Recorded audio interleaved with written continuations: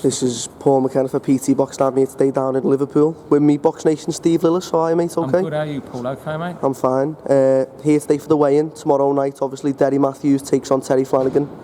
Echo Arena, battle of the lightweights, battle of Northwest. It's shaping up to be a good bill, Steve, and it's going to be a good night tomorrow at the Echo Arena. Terrific night at the Echo Arena. I think it's the Liverpool-Manchester adds the spice to it, the world title fight, and I think it's the first Liverpool-Merseyside fight for over 82 years.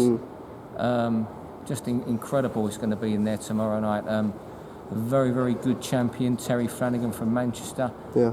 You can make a strong case for him being the best lightweight in the world up against Derry, who's in his 50th fight, who never knows when he's beaten. Yeah. He's bounced back from 9 defeats, 7 stoppages. How he's bounced back from them is quite staggering. I remember when he was about 25 years of age, I think it was, and he fought Choi. I can't pronounce these surname. I know what you mean. Yeah.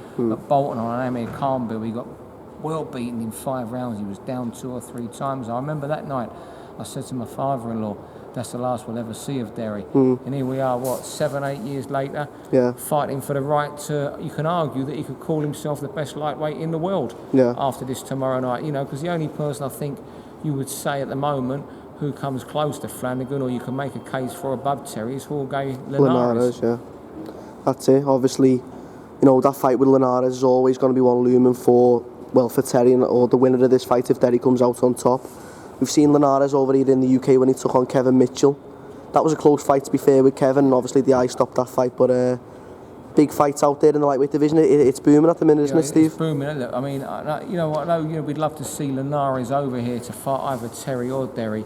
I do think the fight that makes sense would be Anthony Crolla if he comes through Ismael Barroso on May the 7th. Because, fans come out for lightweight fights. Terry was at school with him, got over a couple of years. I think Anthony's about 2 or 3 years above him. Derry and Anthony have got their history. Derry won the first fight, was ridiculously unlucky not to get decision the second fight. So that fight's out there, £500, £1,000 per. But you know what? I don't think Barroso's going to upset the script against. No, I don't. People go on about. I've been reading social networking this morning. You'd think that Ismael Barroso was the second coming of the greatest lightweight ever. I mean, the second coming of Duran, but I'm sure he can whack. But he's got really flat feet, and I think the Kevin Mitchell he beat was a shop-worn Kevin Mitchell. Hence, it must probably his retirement. And I think with Kevin, them last 3 rounds of the Linares fight took that last bit out of him. Yeah. So I think that fair play to him. He got the result against Kevin, and he was the deserved winner. I don't think that was Kevin Mitchell in, and I think Crolla can beat him quite comfortably on points. Definitely, comfortably. Make it an easy fight. Easy fight, he can make that. I agree. Obviously, the Crolla Barroso fight's just recently been announced for May the 7th. Yeah. Obviously, you've got Luke Campbell getting back in the mix on the Kelbrook card. Yeah, against Gary Sykes. Gary's coming up from super featherweight.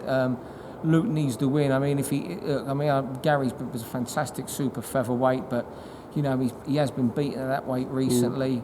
And can he do it at lightweight? You'd have your doubts whether he can. But for Gary, maybe he's coming to he's on the tail end of his career. For Luke, Derry's bounced back from defeat after defeat, Derry Mathews.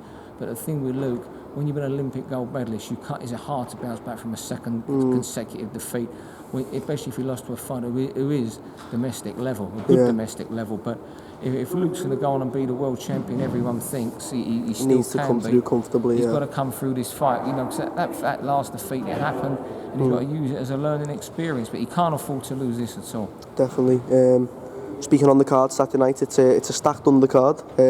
So to start from the bottom on the way up, we've got Indian sensation in Vijender Singh making his fourth fight. Vijender, I was in the gym watching him train the first week he come to England on the bag, and I thought, and you could see he had that amateur style, that amateur background, been fighting the computer for years. And I thought, this guy, he's not going to adapt. He's been fighting a high level amateur too long, but he's adapted so quick, Yeah. And you know what? It's nice from over here. He's away from the pressure. He's a big star in India, and I've just been speaking to him, done an interview with Box Nation, and when he fights out there, they reckon there'll be 20,000 in the arena and another 20,000 outside watching it.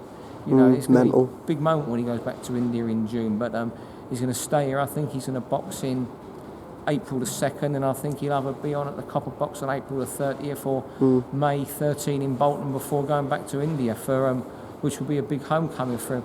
Yeah. I mean, I'm really excited about him. I think he's really, really adapted well, and everyone who around him tells me that his jab is like a right-hand punch. Yeah, I believe he punches really hard. Yeah. His strength.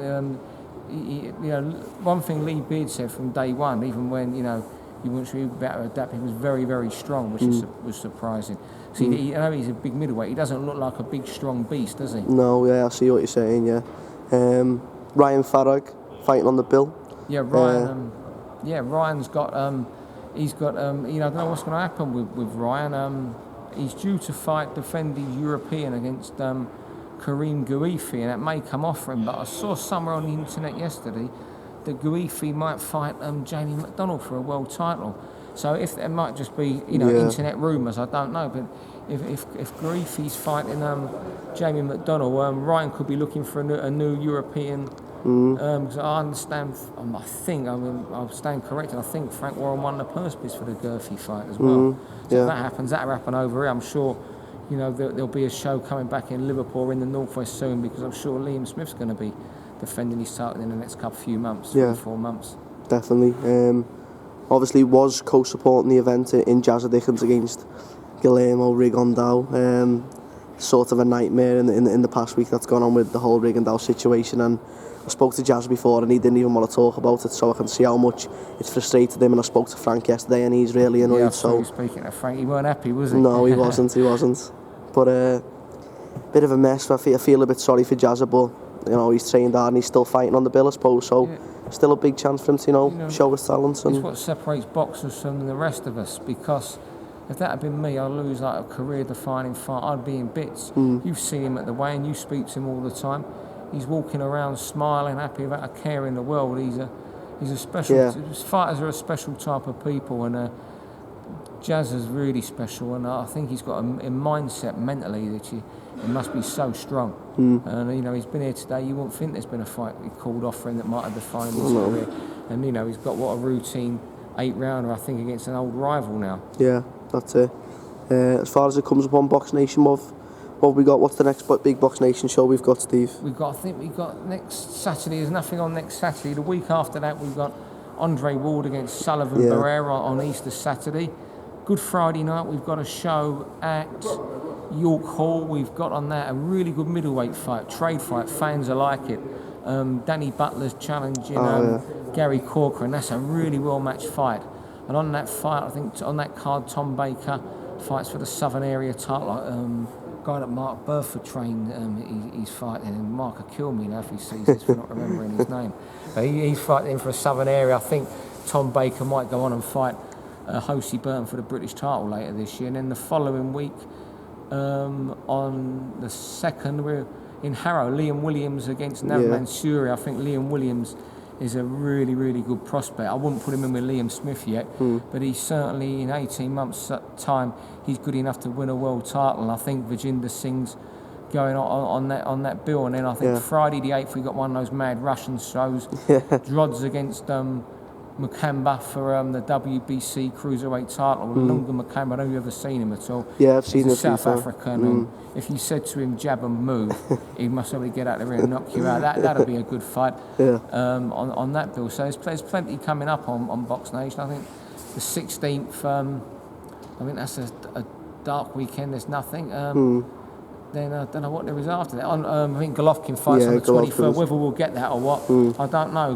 Box Nation's become a home for Golovkin. So it'd be nice to have him back on the channel. And then on the 30th, we're the Copper Box where Billy Joe Saunders, Mad Max, against Mad Max Bursak. I think Virginder Singh might be on that. Jamie Conlon's on that. Lewis Petit's on that. I think it might be a bit too soon for Bradley Skeet to get out again. I'm sure he'll be out sometime in May or June. That's it. So big long list for the fans to look forward to in the next month.